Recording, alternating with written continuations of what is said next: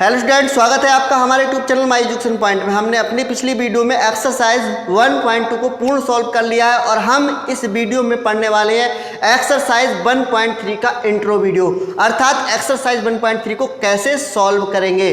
ठीक है, तो बच्चों एक्सरसाइज 1.3 है, उसमें हमें कुछ संख्याएं दे रखी होंगी, जैसे कि √3 एक अपरमय संख्या है, √2 एक अपरमय संख्या है। तो इसको हमें प्रूव करना है कि कैसे प्रूव करेंगे। √3 एक अपरमय संख्या है, √2 एक अपरमय संख्या है।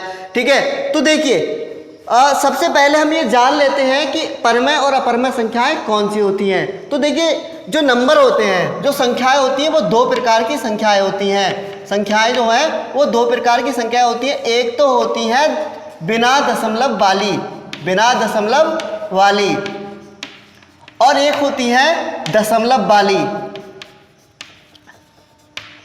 दशमलव वाली। तो देखिए जो बिना दशमलव वाली संख्या होती है उनको हम इंटीजर कहते हैं, अर्थात पूर्णांक कहते हैं। क्या बोलते हैं? पूर्णांक। जैसे कि 1, 0, 1, 2, 3, 4, 5, माइनस का 1, माइनस का 2। इन संख्याओं में क्या होता है? दशमलव नहीं होता है। ठीक है, और दूसरी जो दशमलव वाली संख्याएं होती हैं, तो आपने ये देखा होगा कभी कभी क्या होता है, जैसे कि हमने यहाँ पर 4 दे रखा है और नीचे 5 दे रखा है, और 5 को हमने 4 से भाग दिया तो यहाँ पर एक दशमलव लगाया, 0 बढ़ा लिया, तो 5 अट्ठे कितने हो गए? 40 हो गए। तो यहाँ पूरा पूरा कट जाता है, अर्थात दशमलव के जो बाद अंक आ रहे थे वो अब नहीं आने वाले, क्योंकि पूरा पूरा कट गया। तो इसका मतलब है दशमलव के जो बाद के अंक थे वो खत्म हो गए। खत्म होने को कहते हैं टर्मिनेट हो गए, खत्म हो गए। तो टर्मिनेट, इसका मतलब है कि ये जो नंबर है वो टर्मिनेटिंग है। ठीक है, इसको बोल देंगे टर्मिनेटिंग।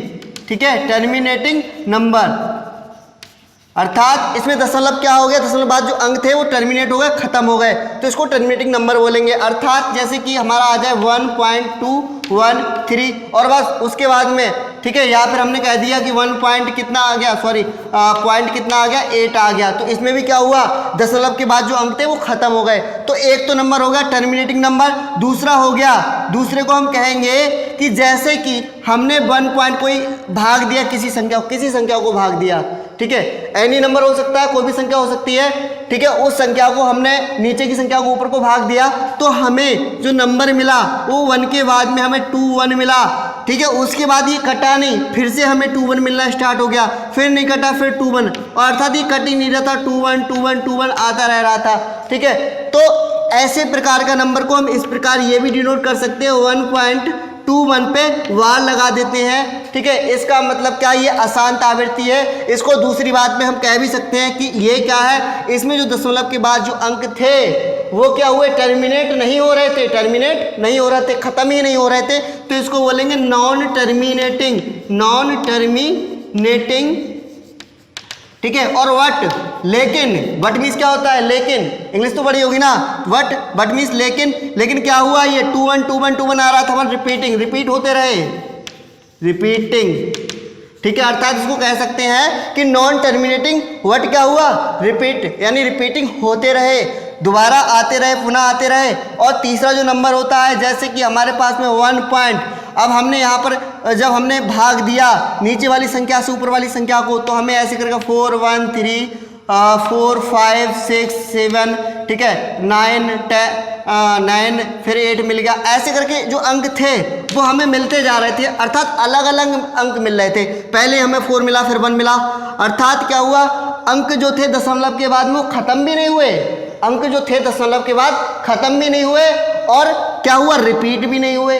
अर्थात एक अंक जो आया वो दोबारा नहीं आया, अलग अलग अंक आते रहे, रिपीट भी नहीं हुए। तो हम कहेंगे इसको कि ना तो ये टर्मिनेट हुए, नॉन तो टर्मिनेटिंग है, नॉन टर्मिनेटिंग। ठीक है, और नॉन, ना ही क्या हुआ? ये नॉन रिपीटिंग, ना ही ये रिपीट हुए, रिपीटिंग। ठीक है, तो नॉन टर्मिनेटिंग, नॉन रिपीटिंग। तो देखिए इस प्रकार के दशमलव वाली संख्या है, बिना दशमलव वाली संख्या है। तो इसमें क्या होगा? ये नंबर जो है, ठीक है, अर्थात टर्मिनेटिंग और नॉन टर्मिनेटिंग बट रिपीटिंग। ठीक है, और ये वाला नंबर, ये जो नंबर है, ठीक है, वो क्या होंगे? परमय संख्याएं होंगी, ये सारी संख्याएं क्या होंगी, परमय संख्याएं होंगी, ठीक है। अर्थात क्या होंगी, इसको बोलते हैं परमय संख्या होंगे इंग्लिश में रैशनल नंबर, रैशनल नंबर। ये नंबर क्या होंगे, रैशनल नंबर होंगे। और खाली ये जो नंबर बचा है, अर्थात ऐसी संख्याएं जिसमें दशमलव के बाद में नॉन टर्मिनेटिंग वर्ड क्या हो, नॉन रिपीटिंग, मतलब टर्मिनेट भी ना हो अंक और क्या हो ना ही ये रिपीट होते रहे, अलग अलग आते रहे, ठीक है। तो क्या होगा, ये संख्याएं जो हैं वो ही अपरमय संख्याएं होंगी, अपरमय संख्याएं होंगी। तो ये तो बात थी कि अपरमय संख्याएं होती क्या है। अब बात करेंगे अपरमय संख्याओं को डिनोट किस प्रकार करते हैं। तो अपरमय संख्याओं को हम डिनोट कैसे करते हैं। अपरमय जो संख्याएं होती हैं, लिख देता हूं मैं, अपरिमेय संख्याएं जो होती हैं वो, उन्हें मैं ऐसा भी कह सकता हूं कि P/Q के रूप में डिनोट नहीं किया जा सकता। जो परमय संख्या होती है, परमय संख्या की परिभाषा है कि ऐसी संख्या जिनको P/Q के रूप में डिनोट किया जा सकता है, और अपरमय होती है जिनको P/Q के रूप में डिनोट नहीं किया जा सकता। और इनकी जो पहचान है, पहचान क्या है, पहचान है कि ये कभी भी पूर्ण वर्ग नहीं होती हैं, परफेक्ट स्क्वायर नहीं होती हैं। परफेक्ट स्क्वायर का मतलब पूर्ण वर्ग। पूर्ण वर्ग का मतलब क्या होता है, जैसे कि यहाँ 16 है तो 16 का अगर वर्गमूल करें तो इसके जोड़े बनाएंगे 4 गुणा 4 और 4 एक बाहर निकाल देंगे, रूट हट जाएगा। लेकिन अगर यहाँ पर 15 हुआ तो इसमें से रूट कैसे हटाओगे, 15 में से रूट नहीं हटा सकते क्योंकि 15 में कोई भी परफेक्ट स्क्वायर नहीं है, 15 का परफेक्ट स्क्वायर नहीं है। अर्थात इसके बाद में पहचान इसकी ये है कि अगर ये परफेक्ट स्क्वायर नहीं से रूट 3 आए, रूट 5 आए, रूट 2 आए, ठीक है, और रूट यहाँ पर 6 आए, रूट 7 आए, तो ऐसे जो नंबर होंगे यही क्या होती हैं, यही अपरमय संख्याएं होती हैं। यही क्या होते हैं, इर्रेशनल नंबर होते हैं। इर्रेशनल नंबर इंग्लिश में कहते हैं इसको इर्रेशनल नंबर, अपरमय संख्याओं को, ठीक है। तो ये आपको ध्यान रखना है। पहचान क्या होती है कि ये परफेक्ट स्क्वायर नहीं होते हैं। रूट 3 आए, ठीक है, रूट 5 आए, रूट 2 आए, रूट 6 आए, रूट 7 आए, ये सब क्या कहलाएंगे, ये सब अपरमय संख्या कहलाएंगे। एक बात और इसी वीडियो में बता देता हूँ आपके लिए, बात यह है कि अगर देखिए रैशनल नंबर को, अर्थात परमय संख्याएं जो होती हैं, परिमेय संख्याएं, इसको डिनोट करते हैं आर से। रैशनल नंबर होते हैं, परमय संख्या क्या होती है, रैशनल नंबर होती है, तो हमने कह दिया आर। और अपरमय संख्याएं जो होती हैं, अपरिमेय संख्याएं, ठीक है, इनको हम कहते हैं आई से डिनोट करते हैं। क्यों, क्योंकि इसको इंग्लिश में कहते हैं इर्रेशनल। रैशनल को कहेंगे, परमय संख्या को कहेंगे रैशनल तो उसका आर आ गया, और अपरमय संख्या को कहेंगे इर्रेशनल तो उसका आई आ गया। अर्थात अगर किसी भी परमय संख्या में, किसी भी रैशनल नंबर में अगर कोई भी अपरमय संख्या हमने जोड़ दी तो जो बराबर आएगा वो इर्रेशनल नंबर ही आएगा। अगर हम किसी भी परमय संख्या में अगर अपरमय संख्या को घटा देंगे तब भी क्या आएगा, इर्रेशनल नंबर ही आएगा। अगर हम ऐसा कहें कि किसी भी, यहाँ पर क्या है, ये रैशनल नंबर अपरमय संख्या है और गुणा कर दें किसमें, इर्रेशनल से, ठीक है, अर्थात अपरमय संख्या से गुणा कर दे किसी भी परमय संख्या में तो अपरमय संख्या ही आएगी।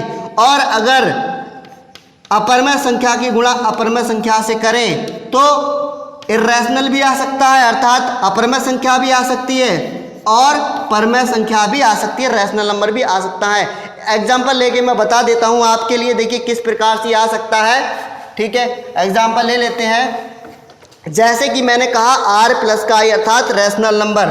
तो 4 क्या है, 4 मैंने बताया ना, 4 हो, 5 हो, माइनस का 4 हो, ये सब क्या कहलाएंगी, परमय संख्या कहलाएंगे। लिखा है मैंने परमय संख्या कहलाएंगे गोला बना के, सिर्फ ये क्या होंगी, ये सिर्फ अपरमय संख्या। तो 4 क्या है, परमय संख्या है। और अगर इसमें जोड़ दें कोई अपरमय संख्या, अपरमय संख्या क्या होती है, रूट 3। रूट 3 क्या है, मैंने बताया था परफेक्ट स्क्वायर ना हो तो अपरमय संख्या होगी। तो 4 प्लस का रूट 3 तो क्या आएगा, ये भी क्या होगी, अपरमय संख्या होगी। देखिए परमय और प्लस अपरमय रूट 3 है, जब जोड़ के आएगा तो ये 4 प्लस का रूट 3, ये क्या होगी, ये आई होगी, अपरमय संख्या होती है, ठीक है। अगर जैसे इसको ले लिया मैंने, आर गुणा आई है, इसका मतलब है 4 क्या है, परमय संख्या है, और आई क्या है, अपरमय संख्या। आई का मतलब रूट 5 भी हो सकता है। 4 की गुणा रूट 5 से अगर हमने की तो हमें क्या मिलेगा, 4√5 मिलेगा। तो अर्थात क्या मिलेगा, आई, ये भी क्या होगी 4√5, एक अपरमय संख्या होगी, इरेशनल नंबर होगा। और दूसरी बात हमने ऐसे लिखा है आई गुणा आई बराबर आई और आर, अर्थात आई से गुणा करो तो या तो आर मिलेगा या फिर आई मिलेगा, ठीक है, कुछ भी मिल सकता है। यहाँ पर अपरमेय संख्या की गुणा अपरमेय संख्या से करें तो अपरमेय संख्या भी मिल सकती है, परमेय संख्या भी मिलती है। कैसे मिल सकती है, देखिए यहाँ पर ही बता देता हूँ मैं। जैसे कि आपके पास एक अपरमेय संख्या √3 है और दूसरी अपरमेय संख्या क्या है, दूसरी अपरमेय संख्या क्या है, आई है, ठीक है। तो इसका मतलब √3 है और हम अगर यहाँ पर दूसरी भी अपरमेय संख्या भी है, पहली भी अपरमेय संख्या है, दूसरी भी अपरमेय संख्या है, तो √3 और √4 दोनों ही, सॉरी √5 दोनों ही क्या है, आई है, यानी कि दोनों ही अपरमेय संख्या, इनकी गुणा करें तो क्या मिलेगा, 3 पंजे 15 मिल जाएगा। ये भी क्या होगी, एक अपरमेय संख्या होगी, ये भी परफेक्ट स्क्वायर नहीं है, ठीक है। और अगर हम यहाँ से √6 ले लें और √6 की गुणा √6 से करें, ठीक है, तो ये क्या थी, अपरमेय थी, और ये भी क्या थी, अपरमेय थी, और 6 की 6 से गुणा करें तो क्या मिलेगा, 36 मिलेगा। 36 में से 6 बाहर भी आ जाएगा तो ये क्या आ जाएगी, परमेय संख्या आ जाएगी। अर्थात अगर हम दो अपरमेय संख्याओं की गुणा करें तो परमेय भी आ सकती हैं और अपरमेय भी आ सकती है, दोनों ही संख्याएं आ सकती हैं, ठीक है। तो ये तो बात हो गई परमेय संख्या क्या होती है और अपरमेय संख्या क्या होती हैं। अब चलते हैं कि एक्सरसाइज को कैसे सॉल्व करेंगे, फंडा क्या है एक्सरसाइज के क्वेश्चनों को सॉल्व करने का, तो देखेंगे इसी वीडियो में अभी। तो देखिए करना है इस प्रश्न को सॉल्व। √2 एक अपरमेय संख्या है, सिद्ध करो, सिद्ध करना है √2 एक अपरमेय संख्या है। तो देखिए इसके लिए एक थ्योरम है जो कि आपके लिए दो बातें होंगी, इनको याद कर लीजिए, इनका यूज हम हर सवाल में करेंगे ऐसे सवालों को सॉल्व करने के लिए। तो देखिए थ्योरम क्या है, प्रमेय है ये एक प्रकार की, प्रमेय ये है कि P कोई नंबर है, P एक अभाज्य संख्या है, P एक अभाज्य संख्या का मतलब जानते होंगे। अभाज्य संख्या वो संख्या होती है जो किसी से ना कटे, स्वयं के और वन के अलावा। वे संख्याएं जो स्वयं और वन के अलावा किसी से नहीं कटती अभाज्य संख्या कहलाती हैं। तो P एक अभाज्य संख्या है, P क्या है, P एक अभाज्य संख्या है। तो हम कहेंगे यदि P a² को विभाजित करती है, विभाजित, ठीक है, करती है या करता है, तो जो P है, ठीक है, A को भी विभाजित करता है, A को भी विभाजित करेगा।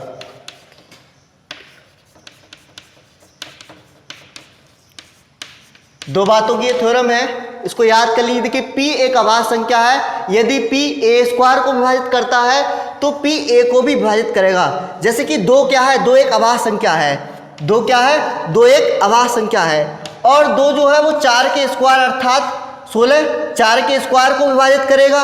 ये क्या है, ये a² है और ये क्या है, P।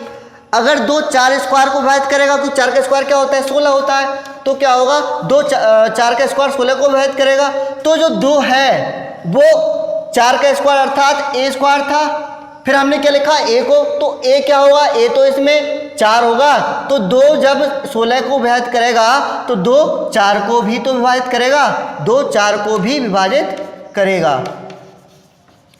ये इसकी थ्योरम है। जैसे कि मैंने 7 ले लिया, 7 है हमारे पास, 7 अगर 7 का स्क्वायर अर्थात 49 है, उसको विभाजित करेगा तो 7 जो है 7 को भी तो विभाजित करेगा, क्योंकि a क्या है, a का स्क्वायर अर्थात 7 का स्क्वायर, तो a क्या हो गया, 7 हो गया, ठीक है, और p क्या है, ये है, ठीक है। तो जो 7 है वो 7 के स्क्वायर को विभाजित करेगा, तो 7 7 को भी तो विभाजित करेगा।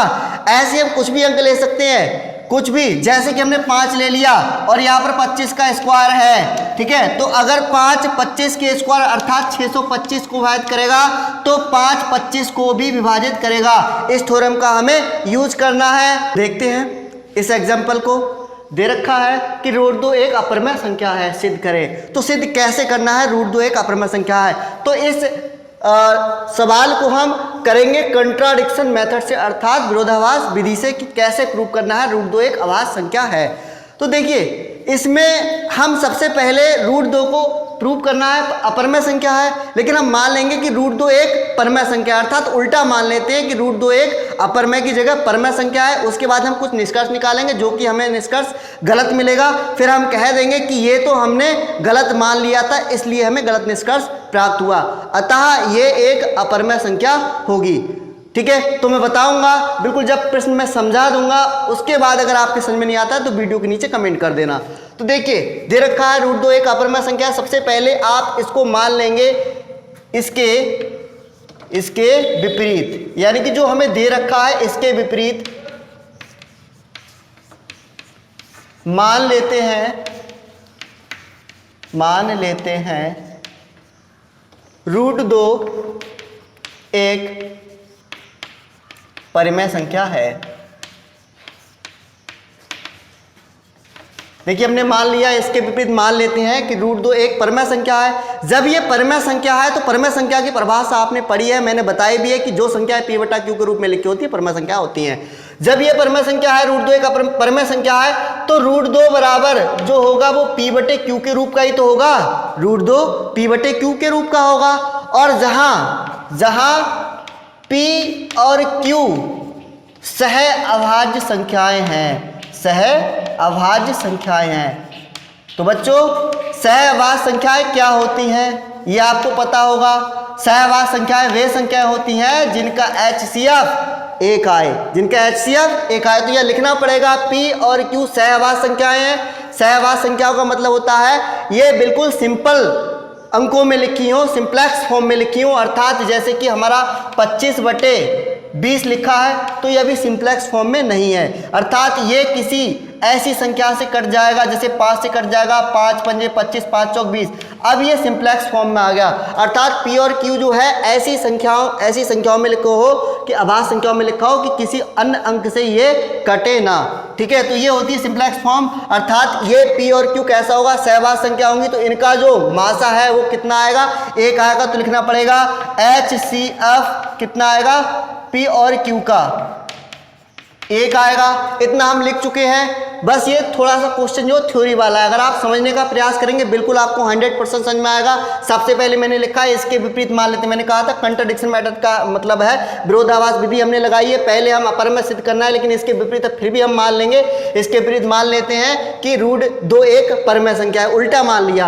और √2 जब परमय संख्या है तो P/Q के रूप का होगा, जहां पर P और Q सहअभाज्य संख्याएं हैं, HCF P और Q का 1 होगा। इतना हमने मान लिया। इतना मानने के बाद देखिए जो √2 P/Q है, √2 P/Q है, तो इसके हम गुणा कर लेंगे इधर तिरछी। ठीक है, तो ये हो जाएगा √2 Q = P।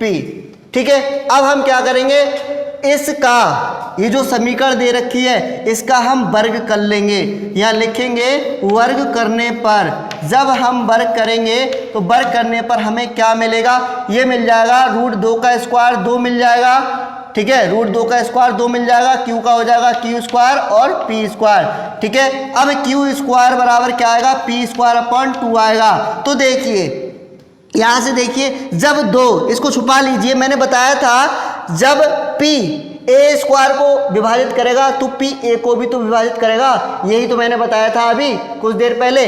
जब P, ये P है नीचे वाला, सपोज दैट मैंने कहा था पढ़ाया था, जब P A² को विभाजित करेगा तो जो P है वो A को विभाजित करेगा, तो जो 2 है वो P² को विभाजित करेगा, तो 2 है वो P को भी तो विभाजित करेगा, 2 P को भी तो विभाजित करेगा। जब विभाजित करेगा तो कुछ ना कुछ तो आएगा ही। तो लेट हम मान लेते हैं, हमने मान लिया ये क्या आया, माना C आया।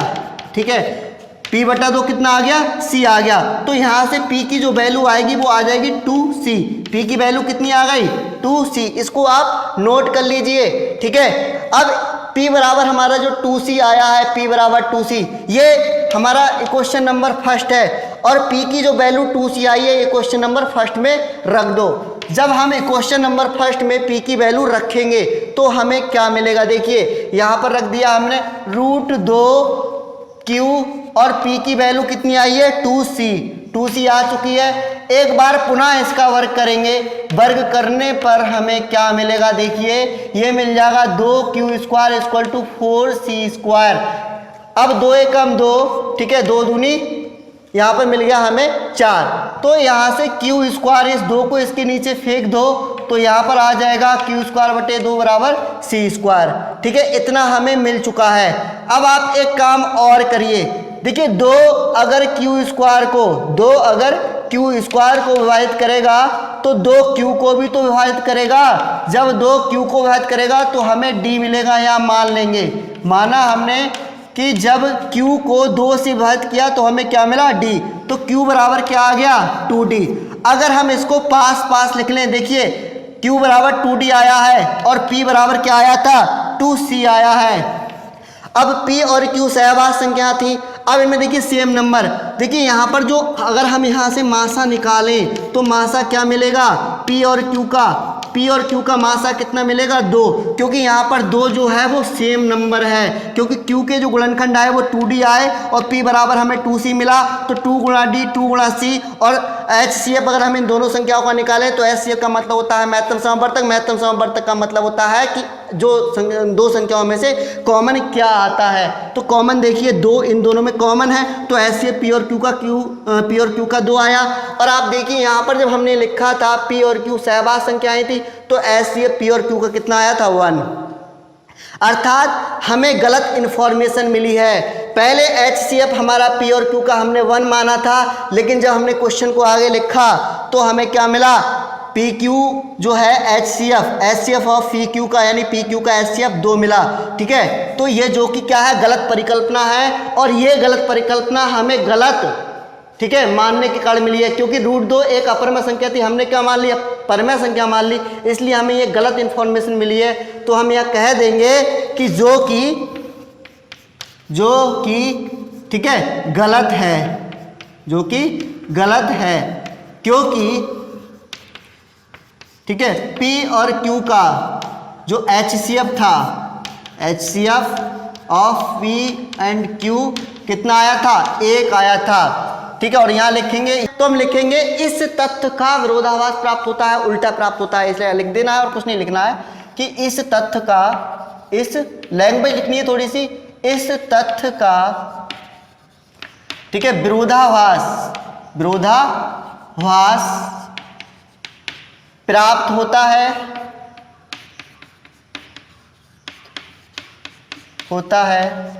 ये विरोधाभास गलत तथ्य √2 एक गलत तथ्य क्या माना था आपने, √2 एक परमय संख्या है ये माना था, तो √2 एक परमय संख्या है मानने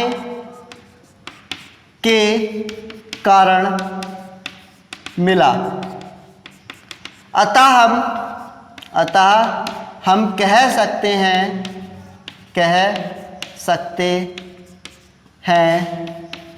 √2 एक अपरिमेय संख्या है।